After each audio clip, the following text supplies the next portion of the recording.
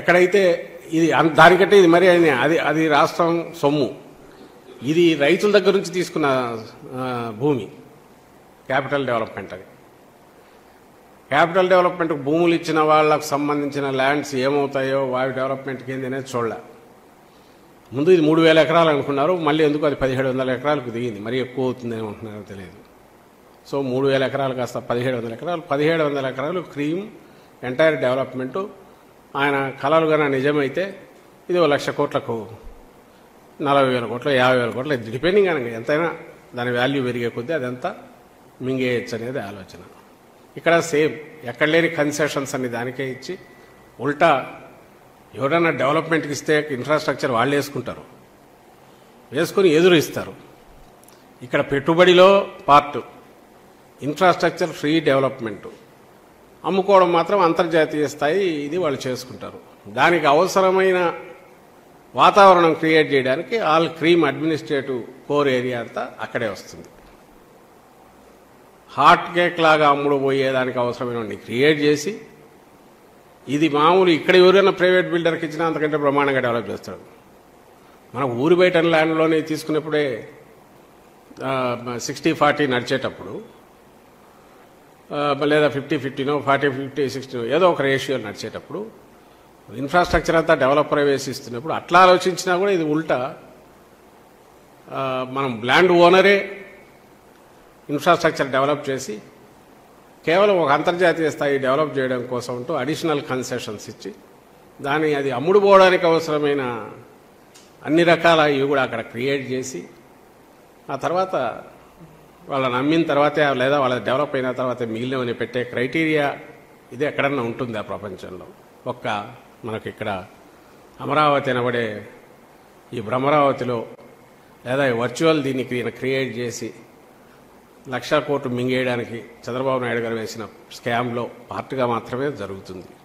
So 2004లో 3-4లో ఏం చేశారో 2014లో వచ్చిన తర్వాత అంటే 10 ఏళ్ల తర్వాత ఆయన విశ్వరూపం, ఆయన ఆలోచనలు, ఆయన వికృతమైన దోపిడీ ధోరణి కానీ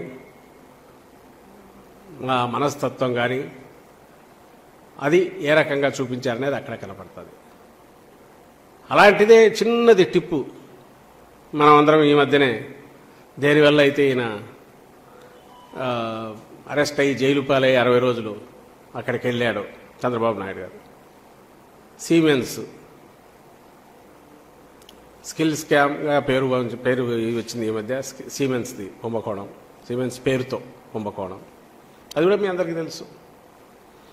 300 కోట్ల పైగా ఎట్లా లాక్కోవాలా, ప్రజల సొమ్ము మింగేయాలనుకుని దాన్ని 10% చేసి దానికి 90% అంటే 3,000 కోట్లు సీమెన్స్ ఇస్తుందని అక్కడి నుంచి 2 దొంగలు వస్తే అసలు వాళ్ళు ఎట్లా ఇస్తారు, ఏమి ఇస్తారు, ఆ 3,000 కోట్లు గ్రాంట్ ఇన్ ఎయిడ్ కదా. గ్రాంట్ ఇన్ ఎయిడ్ అంటే పెడితేనే కదా మనం పెట్టాల్సింది, వాళ్ళు ఎంత పెడితే మనం అంత రిలీజ్ చేయాలి కదా. కాకుండా దానికి బదులుగా ఈ 10% అని ఏది విన్నారో అదే 100% నేరుగా రిలీజ్ చేయడం.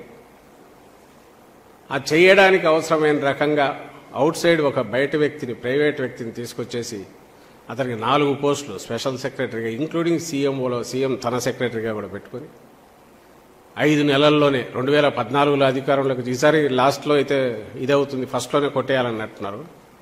2014 జూన్లో వస్తే ఆగస్టు నుంచే మొదలవుతుంది ప్రాసెస్. 2015 ఎండుకంతా దాదాపు పూర్తి అయిపోతుంది. 2015 కంతా 2015 ఫిబ్రవరి నుంచి ప్రాసెస్ మొదలవుతుంది.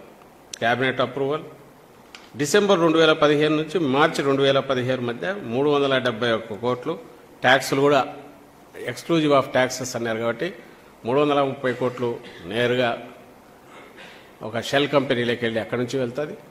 దానికి ట్యాక్స్లు అదనంగా ప్రభుత్వం అంటే ప్రజల సొమ్ము పే చేసి 370 కోట్లు నేరుగా పంపించేస్తారు. దానికి సంబంధించిన ఎలాంటి చెక్ చేయడము, అలాగే దానికి ముందు వాళ్ళు ఏమిస్తున్నారో చూడడము, అసలు వచ్చిందా లేదా, దానికి సమంగా మనం వాటా పెడుతున్నామా లేదా ఏమి చూడకపోవడం. అసలు క్యాబినెట్లో జరిగే డిస్కషన్ ఒకటి జరుగుతుంది, జీవో ఒకటి ఇష్యూ అవుతుంది, సంబంధం లేనిది ట్రైపార్టైట్ అగ్రిమెంట్ అని ఇంకోటి చేసుకుంటారు. అంత మొత్తం కూడా శ్యామ్, పేరు మాత్రం సిమెన్స్తో ఒప్పందం.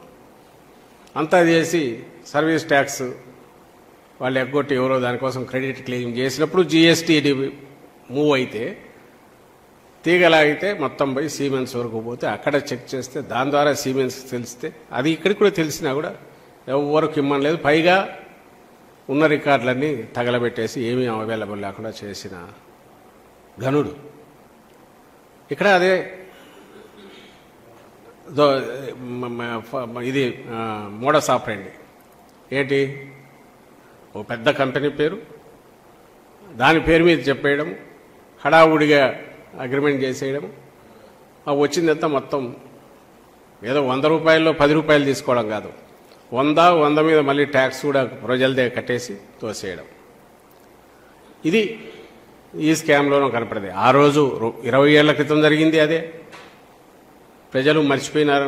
14లో ఎన్నిక చేసుకుంటే మళ్ళీ అలాంటివి జరిగాయి. ఇవి కాక ring road scam, fibre net, ఇవి సుమారుగా ఉన్నాయి. ఇవన్నీ వాటిలో కూడా అలాగే షెల్ కంపెనీస్కి పోతాయి. కానీ ఇది క్లాసికల్ ధోరణి. ఒకటే మోడస్ ఆపరేండితో కనపడే కేసులు ఈ 3. అది కానీ అమరావతి కానీ స్కిల్ స్కామ్ కానీ. ఇక్కడ పాయింట్ ఏంటంటే రావడమే రాష్ట్రాన్ని ఎట్లా ముంచాలా. మీరు ఎన్నిసార్లు ఈ ప్రజల ఇదైనా వాళ్ళు మర్చిపోతారు. మళ్ళీ ఒకసారి మించి ఇంకోసారి దోచుకోవచ్చు అనే ధోరణితో దోపిడీకి ఎన్ని రకాల అవకాశాలు, ఎన్ని రకాల ఇవి చేస్తాయని చూస్తూ ఏమాత్రం ఇది లేకుండా నిస్సంకోచంగా అడ్డంగా నిలువు దోపిడీ రాష్ట్రాన్నే 5 కోట్ల మందిని కూడా రాష్ట్రాన్ని 5 కోట్ల మందిని చేయగలిగిన దిట్ట తానని చెప్పి చంద్రబాబు నాయుడు గారు రుజువు చేసుకున్నారు. ఒకటేంటంటే ఇంకో చిత్రం, 20 ఏళ్ల క్రితం ఆ రోజు తండ్రి అధికారంలో ఉన్నారు రాజశేఖర రెడ్డి గారు. ఆయన బహుశా ఇది ఫ్యూచర్లో ఇట్లా చేయరనుకున్నారో ఏదో మరి మొత్తం మీద ఆయన వదిలేశాడు. ఈరోజు ఆ పనిష్మెంటు జగన్మోహన్ రెడ్డి గారు అంటే కొడుకు ఈరోజు ముఖ్యమంత్రి అయ్యారు. ఈయన హయాంలో దొరికిన వాటిలో ఈసారి ఈయన వదిలితే ఇంకా ప్రజలకు ఇంకా ఎలాంటిది చేస్తాడో, రాష్ట్రాన్ని ఇంకెంత ద్రోహం చేస్తాడో అనే దీంతో ఆ కేసు దాని దారిని అది పెట్టడము, న్యాయస్థానాలు కూడా దాన్ని గుర్తించడంతో అట్లీస్ట్ ఫస్ట్ టైం కటకటాల పాలు జైల్లో ఉండడం. ఈయన స్వభావం ఏది అనేది రికార్డ్ అయ్యే రకంగా, లేకపోతే అన్ని బెయిళ్ల మీదో టెక్నికల్ గ్రౌండ్స్ మీదనో తన స్కామ్స్ దీని నుంచి తెర మీద వచ్చిన కేసుల నుంచి తప్పించుకునే ప్రయత్నం చేసే చంద్రబాబు తొలిసారి ఓ రికార్డుల్లో ఈ రకంగా ఎక్కించాడు. అది ఆ రోజు ఆయన చేయని పని ఈరోజు జగన్మోహన్ రెడ్డి గారు చేయగలిగారు. కానీ స్వభావం అదే. ఇప్పుడు మళ్ళీ 24లో మళ్ళీ ఏదో ఒక రకంగా మళ్ళీ ప్రజలు ఏదో ఒకటి ఆశీర్వదిస్తారేమో, అన్నీ మర్చిపోయి ఉంటారేమో ఇవన్నీ. కాబట్టి ఈ ఎన్నికల్లో ఎట్లా ఒకటి లాగేస్తే ఈసారి రాష్ట్రాన్ని చుట్టేసి చాప చుట్టేసి మింగేయచ్చు. ఇంకొక అవకాశం ఇస్తే ఈరోజు జగన్మోహన్ రెడ్డి గారు రాకుండా 2019లో కర్మగాలి అతనేగాన వచ్చింటే ఈవేళకి చుట్టేశారు. ఆ రోజు ఎట్లయితే 2004లో రాష్ట్రం ఉమ్మడి రాష్ట్రం కర్మగాలి ఆయన చంద్రబాబు నాయుడు వచ్చింటే ఎట్లయితే నేనన్నా ఈ 800 ఎకరాలు 1000 ఎకరాలు ఇంకా ఎన్ని పోయావు, ఇదంతా క్లాసిక్గా కనపడుతూ ఇట్లా కనపడనివి ఇంకా చాలా ఉన్నాయి. అలాంటిది ఈరోజు 14లో ఇచ్చినందుకు ఇంత చూపించిన చంద్రబాబు నాయుడు ఈ 24లో గన మళ్ళీ ఒక్కసారి ఇచ్చి చూడండి నా తడాకా చూపిస్తానని మళ్ళీ విరుచుకుపడడానికి ట్రై చేస్తున్నాడు. ఈసారి ఇస్తే మొత్తం రాష్ట్రాన్నే మింగేయాలనే దీంట్లో ఆలోచనలతో దురాలోచనలతో కుట్రబుద్ధితో వస్తున్నాడు. ప్రజలందరూ గమనించాల్సింది ఇతను రావడము అంటూ జరిగితే ప్రపంచంలో లేని ఎవ్వరూ చేయలేనివి ఏదైనా చేస్తానని చెప్పి జగన్మోహన్ రెడ్డి గారు ఎప్పుడు అన్నట్టు కేజీ బంగారం బెంజ్ కారు కాదు, ఇప్పుడు కొత్తది ఇంకా ఏదైనా వేరే కొత్త కార్లు వచ్చింటే బెంజ్ కాక అంతకంటే పెద్ద అది 10 కేజీల బంగారం అయినా సరే ఇస్తానంటాడు. ఎవరు చేయలేని పనులన్నీ చేస్తానంటాడు. వచ్చిన తర్వాత నిజంగానే ఎవరు చేయలేని ఆలోచించలేనంత దోపిడీ చేయగలిగిన మింగేయగలిగిన ఘనాపాటి ఘనుడు ఈయనని ప్రజలు గుర్తించాలా చంద్రబాబు నాయుడు గురించి అని మా విజ్ఞప్తి.